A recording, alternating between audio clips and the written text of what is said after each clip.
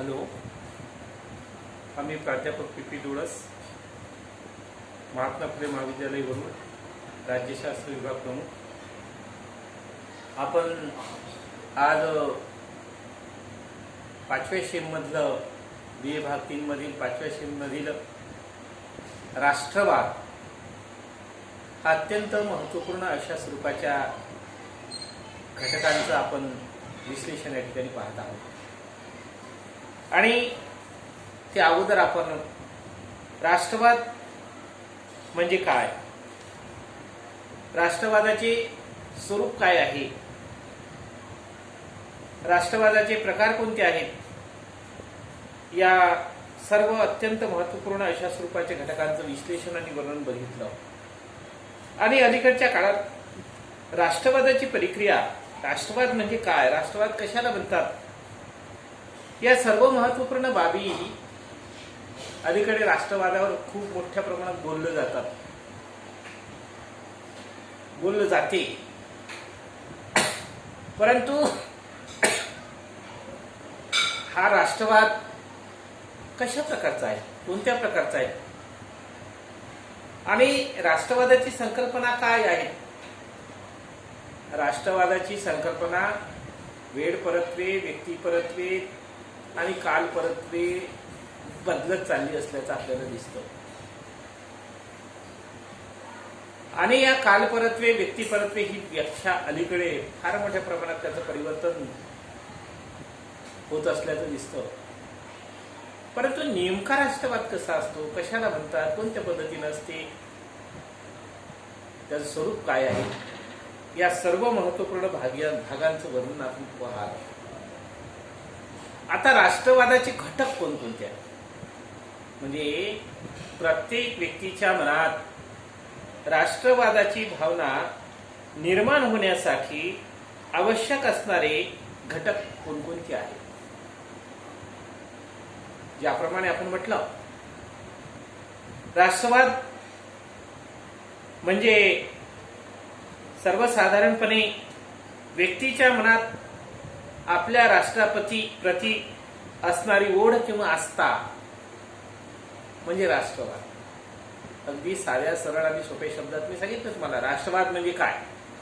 कोणी विचारलं तुम्हाला राष्ट्रवाद म्हणजे काय, तर काय सांगू आपण? राष्ट्रवाद म्हणजे व्यक्तीच्या अंतर्गत मनात आपल्या राष्ट्रपती प्रती अस्तित्वात असणारी आस्था आणि ओढ, आस्था किंवा ओढ म्हणजे राष्ट्रवाद, हे आपण बघितलं. राष्ट्रवादाचे घटक कोणकोणते आहेत?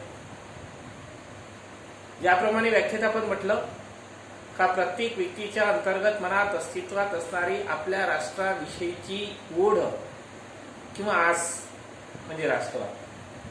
आता राष्ट्रवादाचे घटक या व्याख्येला अनुसरून, या गोष्टीला अनुसरून आपण राष्ट्रवादाचे घटक कोणकोणते आहेत, ती कशा आधारावर आहे घटक, त्यातला सर्वात महत्वाचा, अत्यंत महत्वाचा आणि पहिला घटक जर आपण बघितला तर तो म्हणजे मानवी स्वभाव. आता मानवी स्वभाव हा प्रत्येक गोष्टीमधला अत्यंत महत्वाचा भाग असतो. प्रत्येक माणसाला स्वभाव असते. आता मानवी स्वभाव म्हणजे काय, हा शब्द आपण सर्वसाधारणपणे नेहमीच वापरतो. त्या व्यक्तीचा स्वभाव चांगला नाही, या व्यक्तीचा स्वभाव चांगला आहे, या मुलीचा स्वभाव चांगला आहे, या मुलाचा स्वभाव चांगला आहे, या मुलाचा स्वभाव वाईट आहे. आता आपण कशावरून म्हटलं, तुम्हाला तर त्याचं कोणत्याच प्रकारचं व्याख्या माहित नाही, त्याचं कार्यपद्धती, पण स्वभाव हा शब्द म्हणतो. बापरे किती छान स्वभाव आहे याचा. कशावरून म्हटलं आपण? कारण का तो व्यक्ती, स्वभाव या शब्दाला अर्थ आपण असा, तो व्यक्ती बोलतो कसा, चालतो कसा, राहतो कसा, वागतो कसा, कार्य कसा करतो, कोणासोबत कशा प्रकारची त्याची देवाणघेवाण कशा प्रकारची आहेत. अतिशय मृदुभाषी असेल, स्मितभाषी असेल, कधी त्याला राग येत नसेल, कधी कोणाला दुखवत नसेल, किंवा अशा अनेक जर बाबी बघितल्या तर आपण काय म्हणतो, मग त्या व्यक्तीचा स्वभाव अतिशय चांगला आहे. स्वभाव, मानवी स्वभाव. आता आपण, कारण का आपण प्रत्येक व्यक्तीचा स्वभाव याच्यावरून ठरवतो का तुम्हाला कसा अनुभव आला. एकच व्यक्ती एका व्यक्तीबद्दल अनेक व्यक्ती वेगवेगळ्या प्रकारचे बोलू शकतात. ज्याला जसा अनुभव आला असेल तसा. मला एखाद्या व्यक्तीचा, एखाद्या मुलाचा, एखाद्या मुलीचा स्वभाव आवडला, कारण का माझ्यासोबत ज्याचा कॉन्टॅक्ट चांगल्या प्रकारे आला आणि ज्यांनी त्याचा संवाद झाला, त्यावेळेस त्यासोबत ते माझ्यासोबत खूप चांगल्या पद्धतीने बोलले किंवा मी तुमच्यासोबत चांगल्या प्रकारे बोललो, तर तुम्हाला वाटेल का चांगला स्वभाव. आणि एखाद्या दुसऱ्या व्यक्तीसोबत वेगळ्या पद्धतीने जर बोललं असेल, त्याला जर खेचकावून धावलं असेल किंवा त्याला वेगळ्या प्रकारचं त्याला गरम आवाजात बोललं असेल, उद्धट भाषेत बोललं असेल, तर मग तो व्यक्ती काय म्हणेल का या व्यक्तीचा स्वभाव चांगला नाही. मानवी स्वभाव. आता मानवी स्वभावाचं राष्ट्राच्या कार्यप्रणालीमध्ये काय महत्वाचा घटक आहे, काय आहे, गरज काय आहे. तसं नाही. प्रत्येक माणसाचा स्वभाव असा असतो का हे राष्ट्रवादाचे मूळ घटक आहे. कारण का सर्व विचारवंतांनी सांगितलं का राष्ट्रवादाच्या संदर्भात माहिती प्राप्त होत असताना किंवा राष्ट्रवादाची भावना व्यक्तीच्या मनात निर्माण होत असताना मानवी स्वभाव कसा आहे. एकाच आपण राहत असेल, आपल्या गावचा, आपल्या देशातला, आपल्या समाजातला, आपल्या जातीतला, आपल्या घटकातला असा जर असेल, तर मग त्याचा मानण्याचा स्वभाव आहे का मग त्या व्यक्तीचा त्या व्यक्तीसोबत पटते. आपल्या राष्ट्राविषयी मानवी स्वभाव आहे की आपल्या राष्ट्राविषयी, आपल्याविषयी चांगल्या प्रकारचं, केवळ स्वतःच्या भरोशावर कोणत्याही प्रकारच्या व्यक्तीचा सर्व जैविक गरजा पूर्ण होत नाही. प्रत्येक व्यक्तीच्या सर्व गरजा, जैविक गरजा ज्याला आपण म्हणतो, त्या सर्व व्यक्तीच्या सर्व गरजा एकट्या व्यक्तीकडून पूर्ण होत नाही. सर्व गरजा पूर्ण करण्यासाठी सर्व लोकांच्या सहकार्याची गरज असते. आणि सर्व लोकांच्या सहकार्याची जेव्हा गरज असते, म्हणजे त्याला परिपूर्तता करण्यासाठी सहकार्याची गरज असते, तसेच प्रत्येकाला आपल्या गरजांची पूर्तता करण्यासाठी एकमेकाच्या सहकार्याची गरज असते. म्हणजे मानवी स्वभाव आहे. आणि त्या मानवी स्वभावाच्या आधारावर या ठिकाणी आपण, माणूस हा एकटा राहू शकत नाही. माणसाला एकटं राहणं आवडत नाही. मनुष्य हा समाजशील प्राणी आहे. त्याला समाजातच राहणं आवडते.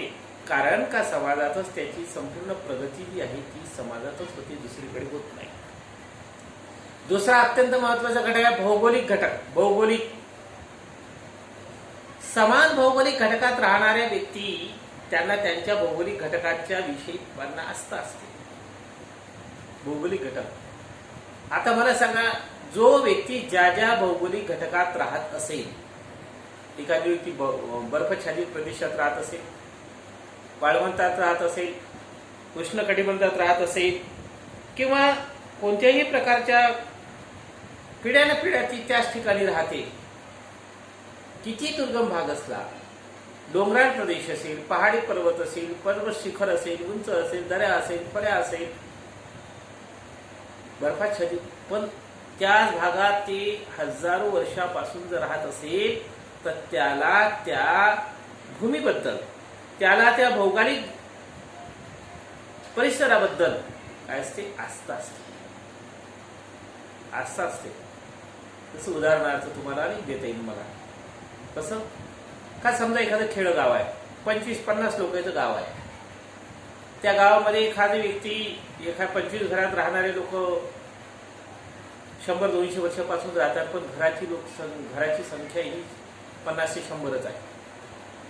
त्या व्यक्तीला मुंबई सारख्या ठिकाणी किंवा नागपूर सारख्या ठिकाणी नेलं, तर त्या व्यक्तीला नागपूर, मुंबई किंवा पुण्यासारख्या ठिकाणी जास्त काळ करमत नाही. तो म्हणजे मी माझ्याच गावाला जातो. आपण काय म्हणतो त्याला, आपल्या गावाची लोकसंख्या किती आहे? 400 आहे, 200 आहे, 500 आहे. इथे किती लोक आहेत, किती लोक दिसतात, किती दुकानं छान आहे, किती रस्ते चांगले आहेत, किती, पण तरी त्याला त्या ठिकाणी करमत नाही, गमत नाही. आणि त्याला न करमल्यामुळं त्याला त्याच्या भौगोलिक घटकाची त्याला सवय पडलेली असते. त्यालाच ते गाव, त्याचं घर, त्याचं कार्यपद्धती, त्यातले लोक, त्याचे साधं राहणे, साधे वागणे, साधे, त्याला मातीचं जरी असलं तरी, कोणते चिखल जरी असला तरी त्याला तिथंच आवडते. घर पडकं झडकं असलं तरी चालते, पण त्याला तिथं करमते. आपल्यालाच वाटते का त्या व्यक्तीला तिथं का करमते, आपल्याला त्या तिथं करमणार आहे. त्याला चित्रक्रांती म्हणजे आपल्या भूप्रदेशाबद्दल, आपल्या भौगोलिक घटकाबद्दल. बर्फाच्छादित प्रदेश आपण पाहिलं, जर एक दिवस गेलो तर बर्फाच्छादित प्रदेशामध्ये खूप मोठा बर्फ असतो. आपल्याकडून 2 दिवस का 1 दिवस राहणं शक्य होत नाही, पण लोक हजारो वर्षापासून त्या ठिकाणी राहत असेल तर त्यांना बर्फाच्छादित प्रदेशात त्यांना त्याचं करमते. म्हणून म्हटलं जाते का सर्वच वाळवंटी भाग असला तरी, पठारी भाग असला तरी, किंवा नैसर्गिक साधन संपत्ती असली तरी नसली तरी, नैसर्गिक साधन संपत्ती नसेल, त्याला खूप कठीण परिस्थितीत जीवन जगावं लागत असेल, खावं लागत असेल, प्यावं लागत असेल, पण तरी त्याला त्याची गरज नसते. आणि अशा प्रकारचं कार्य त्या ठिकाणी. तिसरा महत्वाचा घटक आहे धर्म. धर्म ही समाजाची प्राचीन एक संस्था आहे आणि समाजशास्त्रात प्राचीन एक संस्था आहे. कुटुंब आहे, कुळ आहेत, कुटुंब असते. प्रत्येक व्यक्तीला, प्रत्येक व्यक्तीला, प्रत्येक विद्यार्थ्याला कुटुंब आहे. त्याला कुळ आहे. तुमचं कुळ कोणतं? कुळ आहे, गोत्र आहे, रक्तसंबंध आहेत.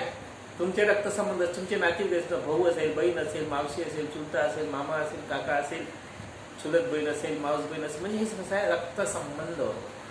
रक्तसंबंध या दृष्टिकोनातून प्राचीन काळापासून समाजात संघटित करण्याचे काम या सर्व लोकांच्या आज्ञाचे पालन करणे. धर्म आहे, पंथ आहे. जात, धर्म, पंथ या घटकात फार महत्वपूर्ण अशा प्रकारचं योगदान या ठिकाणी प्राप्त झालं असल्याचं दिसतं आणि त्या दृष्टिकोनातून तशा प्रकारची कार्यपद्धती असते. त्यानंतर भाषा. चौथा महत्वाचा घटक आहे भाषा. भाषा म्हणजे बोली भाषा. प्रत्येक व्यक्तीची बोली भाषा कशी आहे? आपण मराठी बोलतो. आता मराठी बोलतो म्हणजे महाराष्ट्रात राहतो, आपण मराठी बोलतो, पण महाराष्ट्रातच मराठी बोलणाऱ्या भाषिकांच्या भागात वेगवेगळ्या आहेत. मराठवाड्यात गेलो तर मराठवाड्याची भाषा वेगळी आहे. पुन्हा मुंबई, पुण्याकडे गेलो, पश्चिम महाराष्ट्र, कोल्हापूर, सातारा, सांगलीकडे गेलो तर तिकडची भाषा पुणेरी, पुण्याची भाषा म्हटलं तर पुणेरी भाषा म्हणतो आपण. कोल्हापूरला गेलो तर कोल्हापुरी भाषा म्हणतो. मुंबईला गेलो तर मुंबईची भाषा म्हणतो. कोकणात गेलो तर कोकणी भाषा म्हणतो. विदर्भात आलं तर विदर्भाची भाषा म्हणतो. खानदेशात गेलं तर खानदेशाची भाषा. पण एकच महाराष्ट्र, पण भाषा किती? त्याचं तुम्हाला ठळक मी 7-8 भाषा सांगितल्या. असं म्हटलं जाते का दर 10 किलोमीटर नंतर भाषा बदलते. नागपूरच्या लोकांची भाषा वेगळी, चंद्रपूरच्या भाषांची लोकांची भाषा वेगळी, गोंदियाच्या भाषांची लोकांची भाषा वेगळी, भंडाराकडे वेगळी, अमरावती जिल्ह्यातली वेगळी, अकोल्यातली भाषा वेगळी, यवतमाळकडली भाषा वेगळी, मराठवाड्यातली वेगळी, खानदेशातली वेगळी, जळगावची वेगळी, अशा अनेक भाषा आहेत.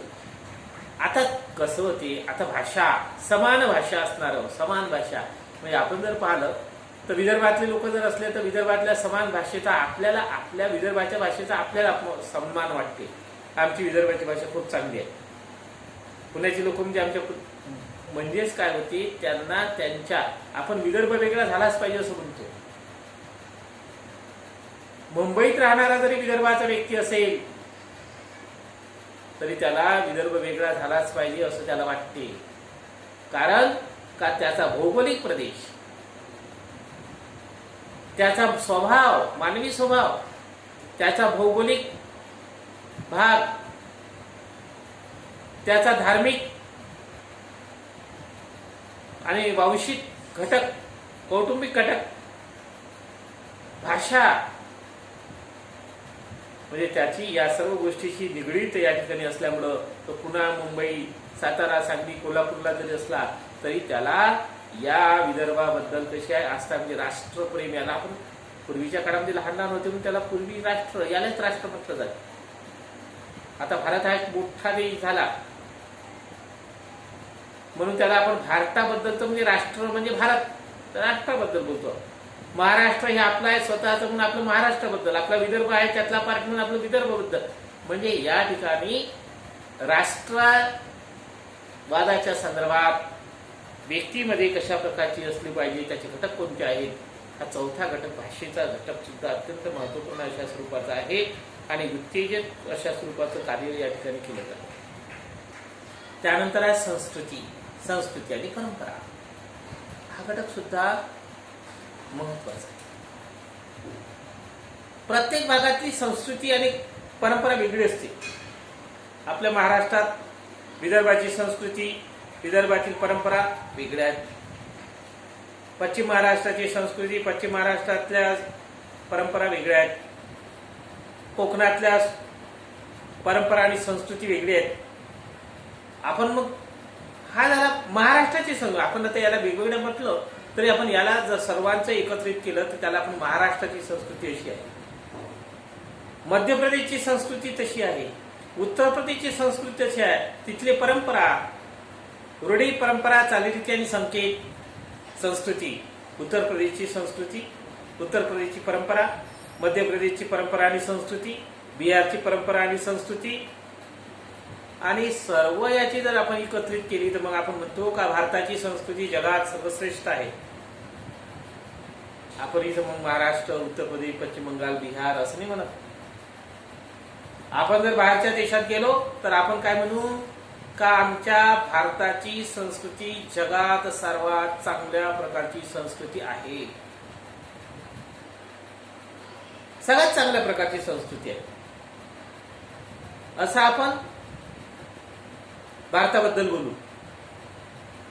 आणि भारतात जर असलो तर आपल्या स्टेट बद्दल बोलू, स्टेटमध्ये असलो तर आपल्या विभागाबद्दल बोलू. म्हणजे या ठिकाणी संस्कृती, परंपरा ह्या सुद्धा राष्ट्रवादाच्या कार्यप्रणालीमधल्या अत्यंत महत्वपूर्ण अशा स्वरूपाचा घटक या ठिकाणी अस्तित्वात असल्याचं आपल्याला दिसते. समान आर्थिक हितसंबंध हा सुद्धा एक घटक महत्वाचा. समान आर्थिक हितसंबंध गटच त्याला म्हटलं जाते. समान हितसंबंधाने संघटित झालेला व्यक्तींचा जनसमूह म्हणजे गट. समान हितसंबंध, सारखे हितसंबंध ज्यांचे असतात. औद्योगिक क्रांतीपूर्वीच आपण या ठिकाणी काळ जर पाहिला, गृहउद्योगाचा काळ निर्माण होता. वस्तूसाठी बाजारपेठी स्थानिक स्वरूपाची होती. आपण बनतो का ब्रिटिश भारतात आले, ते कसे आले, ते व्यापारी म्हणून आले. व्यापारी म्हणजे समान हितसंबंध, आर्थिक हितसंबंध आणि समान आर्थिक हितसंबंध निर्माण झाला. आणि समान आर्थिक हितसंबंध आधुनिक काळात दळणवळणाचे साधनांची निर्मिती झालेली आहे. गावोगावामध्ये होणाऱ्या वस्तू व्यापार दूरच्या प्रदेशात नेणे आणणे करणे शक्य अलीकडे झालेले आहेत. पूर्वीच्या काळामध्ये दळणवळणाच्या साधनांची योग्य प्रकारची साधनं उपलब्ध नव्हती. त्यामुळं वस्तूंची ने-आण करणं अतिशय कठीण स्वरूपाचं काम होतं. आणि हे कठीण स्वरूपाचं काम होतं. पण अलीकडच्या काळात या ठिकाणी मात्र या सर्व गोष्टी शक्य झालेल्या आहेत. म्हणून म्हटलं जाते का वस्तू उत्पादन आणि वस्तूचे वितरण करण्याच्या दृष्टिकोनातून या ठिकाणी दळणवळणाच्या साधन रस्ते आहेत. दळणवळण साधन म्हणजे रस्ते असेल, रेल्वे, विमान वाहतूक, रेल्वे वाहतूक, पक्के रस्ते, ट्रान्सपोर्टिंग चांगलं लवकर झालं पाहिजे, मोबाईल आहेत, टेलिफोन आहेत, दूरचित्रवाणी आहेत. हे दळणवळणाची साधनं आहे. एका आपली इकडचं तिकडे दळणवळण म्हणजे काय निवड फक्त वस्तूंची देवाणघेवाण नाही. वस्तू इकडची वस्तू तिकडे नेणे, तिकडची वस्तू इकडे नेणे म्हणजे यालाच नाही म्हटलं जात. तर या सर्व गोष्टीसाठी दळणवळणाच्या साधनात या गोष्टीचा समावेश होतो. कोणत्या? मोबाईल, टेलिफोन, दूरचित्रवाणी, रेल्वे, बस, रोड, रस्ते, रेल्वेचं विमान वाहतूक, जहाजाची वाहतूक, या दळणवळणाच्या जलद दळणवळणाच्या साधनांचं या ठिकाणी सुद्धा एक महत्वाचं असते. आणि संपूर्ण सातवा घटक आहे वांशिक आणि वंशी एकता. वंश आपला वांशिक एकता असल्यामुळं त्या वांशिक एकतेच्या आधारावर आता भारतीय लोकांचा वंश एक आहे. जीवनशास्त्रीय मानवी दृष्टिकोनातून जर पाहिलं एकाच वंशाचे. आता भारतातले लोक सारे कसे आहेत, एकसारखे आहेत. चीनी लोक आपण म्हटल्याबरोबर, चीन म्हटल्याबरोबर चीनचे लोक नाक डोळे कान त्याचे कसे आहे आपण पटकन ओळखतो, हा चीनी होय, हा जपानीज आहे. जपानच्या लोकांची वंश आणि वांशिकता वेगळी आहे. म्हणून एकच वंश हा नाक कान डोळे हनुटी डोक्याचा आकार त्वचेचा आकार केसाचा आकार केसाचा रंग उंची आदी शारीरिक लक्षणांच्या आधारावर जागतिक लोकसंख्येच्या वांशिक गट व उपगटात विभाजन झालेले आहेत. आणि त्या दृष्टिकोनातून अनेक राष्ट्र यामध्ये वांशिक एकता आणि भूप्रदेशावर आधारित या सर्व गोष्टी या ठिकाणी आहेत. तर अशा प्रकारे हे सर्वसाधारणपणे या राष्ट्रवादाचे प्रमुख घटक जे आहे त्या 7 प्रमुख घटकांचं विश्लेषण आणि वर्णन आपण या ठिकाणी केलेलं आहे. आणि त्या दृष्टिकोनातून त्या ठिकाणी तशा प्रकारची कार्यप्रणाली, तशा प्रकारची राष्ट्रवादाचे घटक कोणकोणते आहे या सर्व महत्त्वपूर्ण घटकांचं विश्लेषण आणि वर्णन या ठिकाणी आपण पाहिलेलं आहे. तर असो, आपण आज या राष्ट्रवादाच्या अत्यंत महत्त्वपूर्ण अशा स्वरूपाच्या घटकाचं विश्लेषण आणि वर्णन या ठिकाणी पाहिलं. आणि या ठिकाणी आपला आजचा हा राष्ट्रवादाच्या संदर्भात अस्तित्वात असणारा महत्त्वाचा घटक जो आहे तो घटक आपण या ठिकाणी पाहला आणि पुढील घटक जो आपण आहे तो पुढील व्हिडिओमध्ये बघू.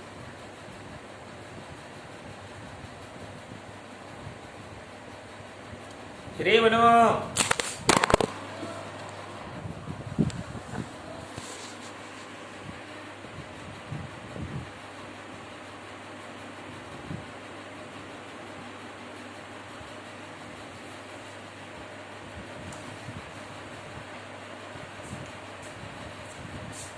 कसा बंद